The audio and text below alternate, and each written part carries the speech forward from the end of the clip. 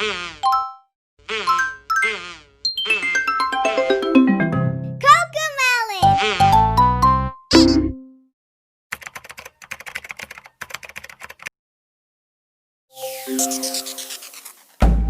planet has existed for 4.5 billion years and has experienced changes from tropical to ice ages many times. But scientists are worried that these natural changes to our climate are being overtaken by global warming. So what is global warming? Well, the Earth is getting hotter, faster. Since records began more than 130 years ago, the average surface temperature has risen by nearly 1 degree Celsius. The highest increase has been in the last 4 decades, with above average temperatures every year since 1975. And climate experts are now warning that if the Earth's average temperature goes up by just another half a degree, it could have serious effects on our planet. Why is this happening? An increase in something called the greenhouse effect is thought to be the major cause of global warming. The greenhouse effect is where certain gases, such as water vapor, methane, and carbon dioxide, stop heat escaping from the atmosphere, keeping the Earth's surface warm. The amount of these greenhouse gases in the atmosphere is on the rise, causing the planet to get even hotter. A lot of this is down to human activities like driving cars, burning fossil fuels such as coal and gas, and deforestation. Good day, this is the report of Group G, Environmentalism. Environmentalism is a belief and concern for the importance and influence of environment within a society. So, environmentalism, this is the political ideology which main concern is about the nature and what is the importance of nature throughout the society. So environment, it's derived simply from French verb environner, which means to surround, or environment literally is no more and no less than our surroundings. So environment meaning to say kapaligiran lang, simple, makikita natin through land, water, or air. That's what we call our environment. Even within the cities, we can just call that as environment. So, discuss natin ng konting history ng environmentalism. So, ang pinaka-early history ng environmentalism is matatrack natin siya within late 19th century to 20th century. So, ito yung mga time na tipong kakatapos pa lang ng World War II, dito tumaas yung mga activism throughout the importance of environment. Tinataas siya hindi lang sa mga tao, kundi pati sa mga officials sa gobyerno. Dahilan kung bakit, because nasira, na-exhaust, na-exploit ng sobra ang mga resources na galing sa nature, nasisira dahil nga sa conflict or sa mga naganap na gera. So, na-establish siya ng 19th to mid-20th century, where primarily middle-class lobbying groups concerned with nature conservation, wildlife protection, and the pollution that arose from industrial development and urbanization. So, ito yung mga pinaka-main sa within 19th to 20th century, ang pinaka dinidil ng mga tinatawag nating mga environmentalist or mga environmental activists na tinatawag is yung mga industrial development. So, itong pag sinabi natin industrial development, ito yung mga nagtatayong mga factories. So, kung matatandaan naman natin mga this time or era, itong mga nagsimula yung mga factory pagawaan. So, to say, yung mga that time, grabe yung so much waste throughout air. Then, sa water pollution, kasi natatapon nila yung sa mga waste materials nila. Ito namang urbanization, ito naman yung sa mga tao, which means yung sa mga sa palayan na ginagawang residential. So, up until now naman, urbanization ay mas lumalaganap kaysa sa mag-conserve ulit. Kaya medyo nasi-shorten. Kung tatanungin lang dito sa Pilipinas, halos marami na ang nagiging subdivision. So, ang mainly goal dito sa mga tinatawag na environmental environmental activities sa Pilipinas ay is to stop sa pag-build ng mga subdivision, mining, and illegal logging. So, the contemporary environmental movement arose primarily from concerns in the 19th century about the protection of the countryside in Europe, in the wilderness, in the United States, and the health consequences of pollution during the Industrial Revolution. So, kung itatrack down ulit natin sa early history ng environmentalism, pinakang nag-start sila ay sa Europe and sa United States, dahil syempre alam naman natin na doon naganap ang World War II, so much pollution, maraming mga chemical waste na nanggaling sa mga baril or ginamit nilang chemicals. So dito siya pinakaunang nag-track down sa mga countries like for example sa France, UK, Italy or Germany. Diyan yung mga halos kalimitan ng mga bansang gumamit ng mga technology na which is toxic to our environment.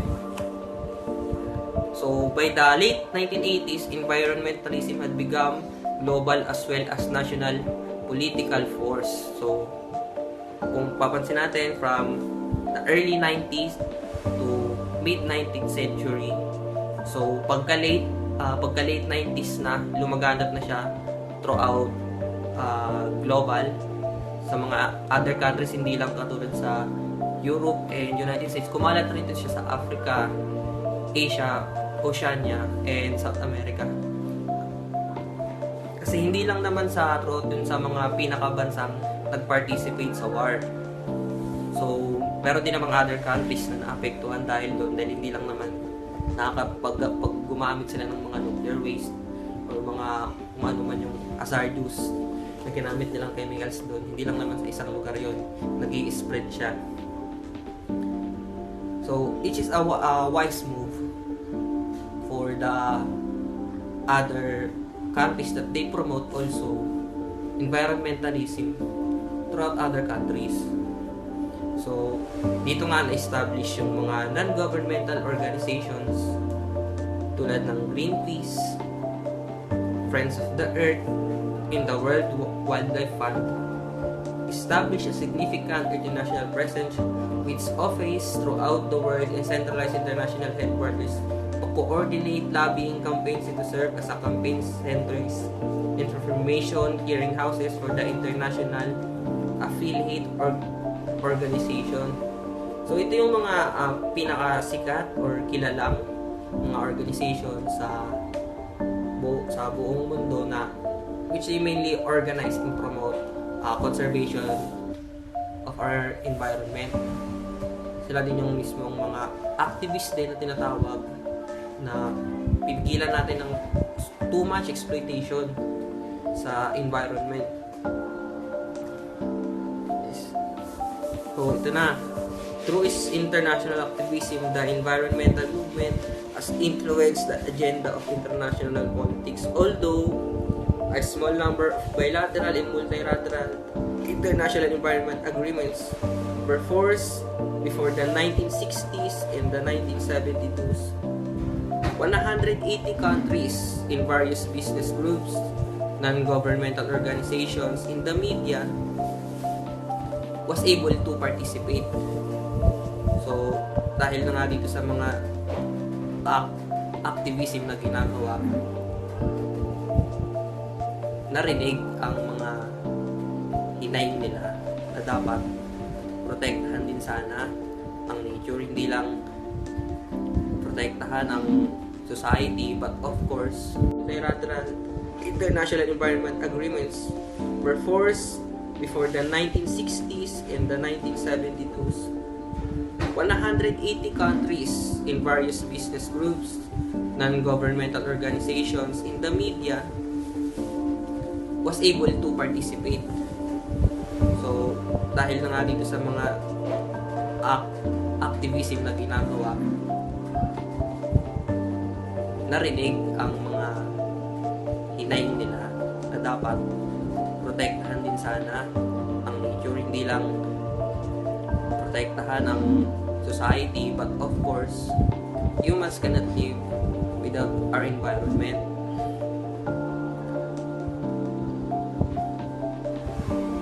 Then sa 21st century, the environmental movement has combined the traditional concerns of conservation, preservation, and pollution with more contemporary concerns with the environmental consequences of economic practices as diverse as tourism, trade, financial investment, and the conduct of war. So, dito na nga sa 21st century, mas lalong nakaka-develop ng mga tinatawag na pag-conserve, pag-recycle ng waste, and to use that recycled waste as a profit or kind of trade and as a tourism as well. So dahil nga na gamit ng pag-protect sa nature, hindi lang siya para ma-conserve ulit, kung hindi para magamit din sa other kinds of tools katulad ng tourism.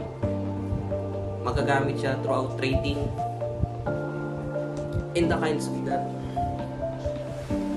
So, dumako naman tayo sa mga kilalaang philosophers na nagsulat tungkol about sa environmentalism. So, una ay si Gifford Pinchot. Siya yung kauna-unahang US Forest Service for whom conservation represented the wise and efficient use of resources. Also in the United States, about the same time, a more strongly biocentric approach arose in the preservationist philosophies.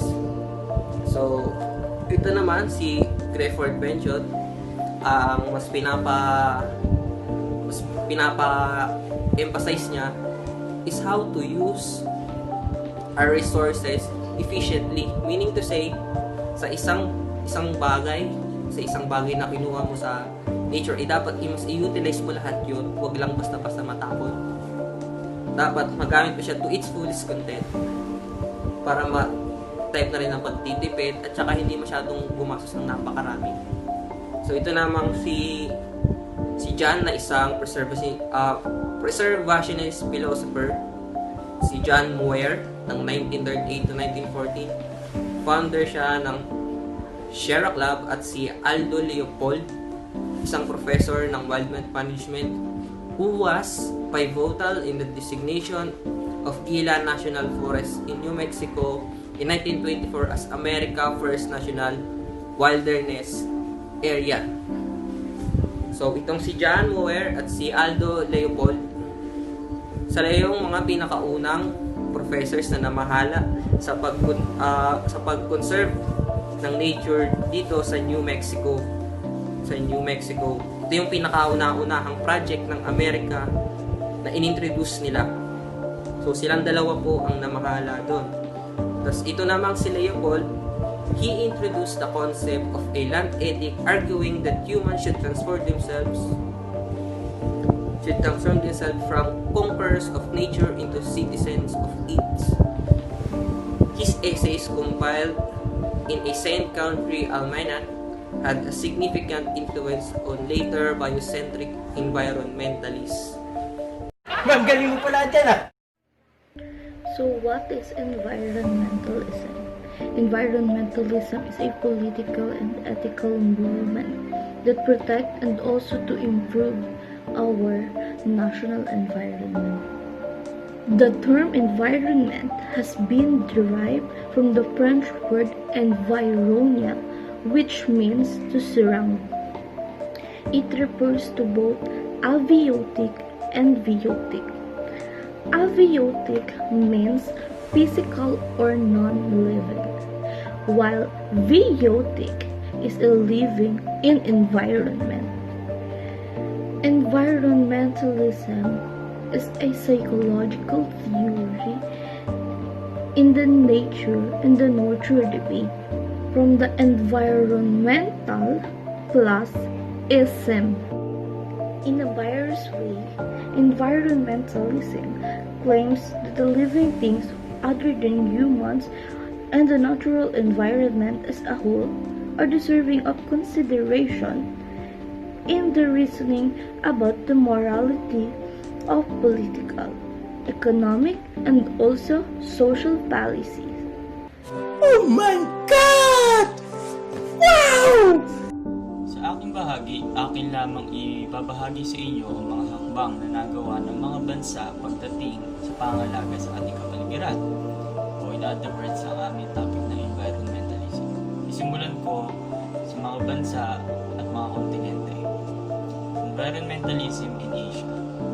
Beijing, January 9, 2020. Greenpeace East Asia and the North China Electric Power University have released the first ever renewable energy ranking of China's tech giants. So sinabi, kaunahan sa China nilabas ang renewable energy.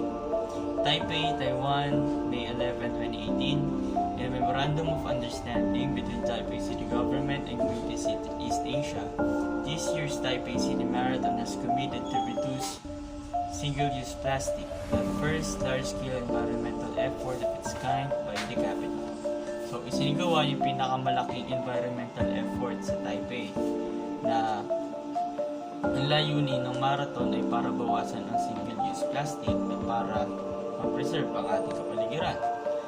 Beijing, December 29, 2017. China's upcoming ban on the import of 24 types of waste will send a wake-up call to waste-exporting countries and increase pressure to find more sustainable ways to dispose of and recycle waste, as well as tackle the issue at source by reducing the production of plastics and other disposable goods.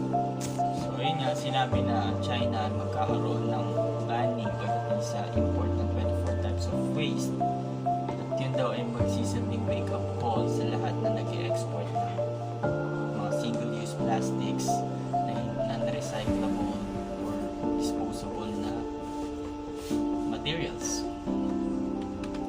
Kasunod nito ay sa Philippines, Quezon City, September 5, 2020. Environmental organization Greenpeace Philippines expressed dismay over Nestle Philippines, claimed that it has achieved plastic neutrality amid lack of concrete plans to cut the production of single-use packaging and the absence of hard data in the country about their historical plastic production.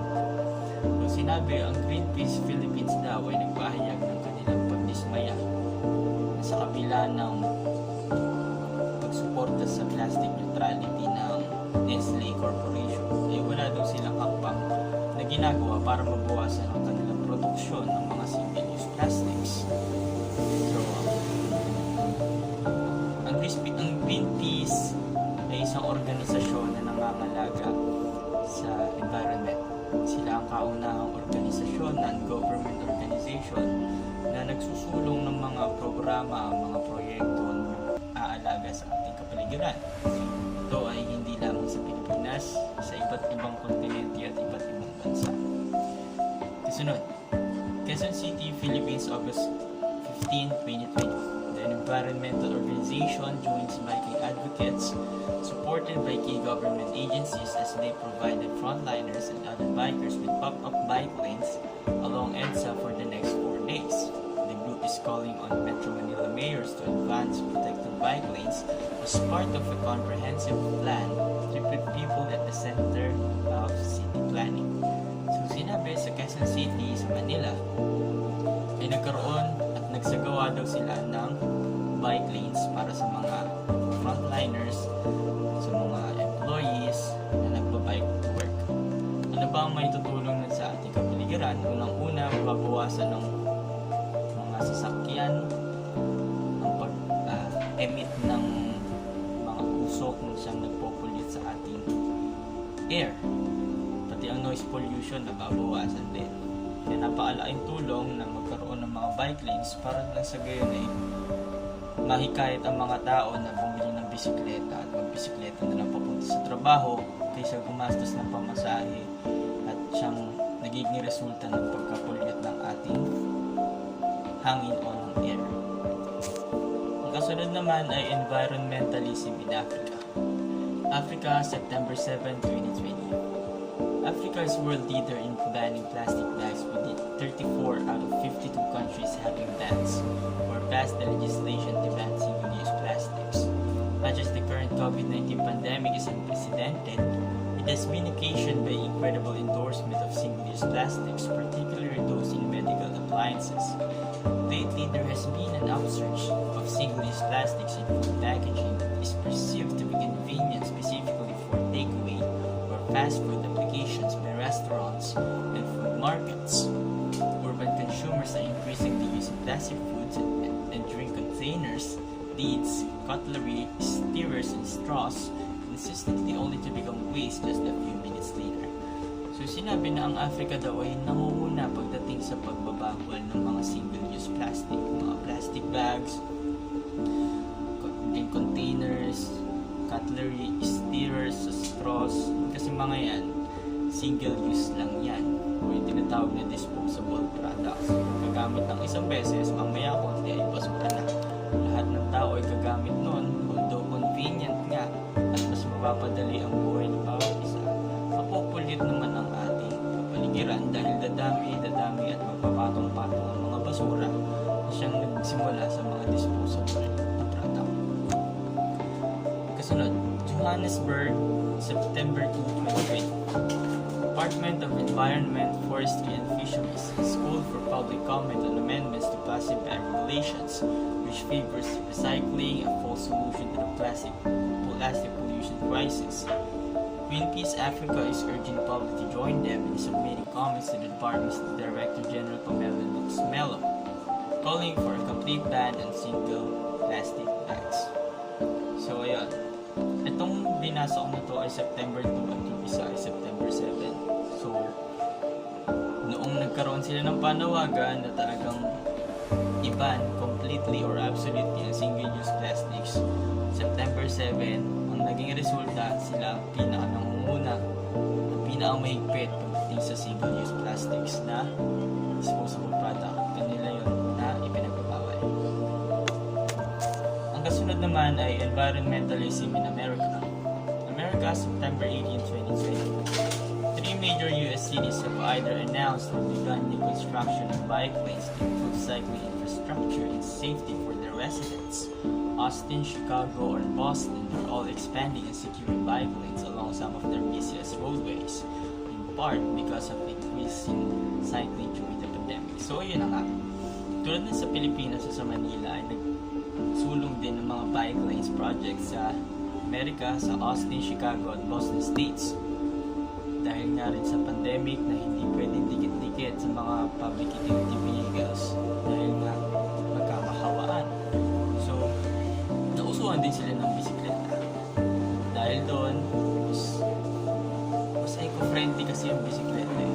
Unang-una, wala kang gasolinang gagamitin, walang i-emit na usok, walang ingay, at healthy ka pa dahil na-exercise.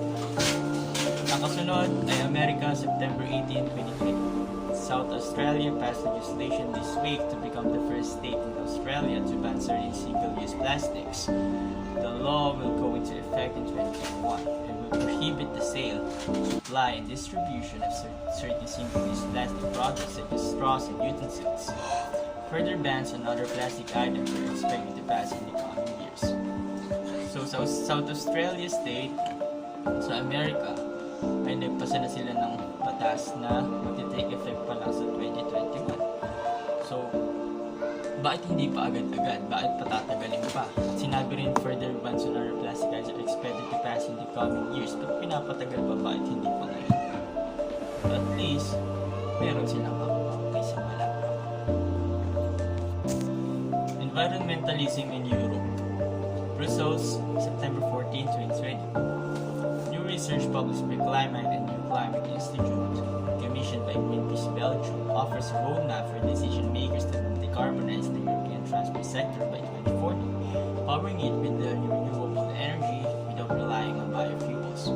The analysis describes how Europe can swiftly revolutionize the way people and goods move and deliver a fair, even vision to limiting global warming to 1.5 degrees Celsius. So yun na nga, about din sa renewable energy para malimit ang global warming sa 1.5 degrees Celsius.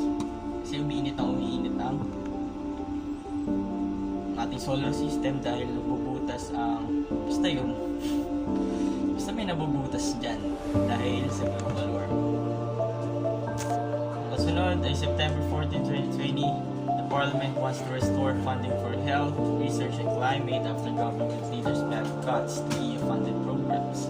The Parliament also wants to ensure 10% of Europe's recovery funds stimulate nature protection. So yun, hindi na kailangan paliwanag kasi gets na.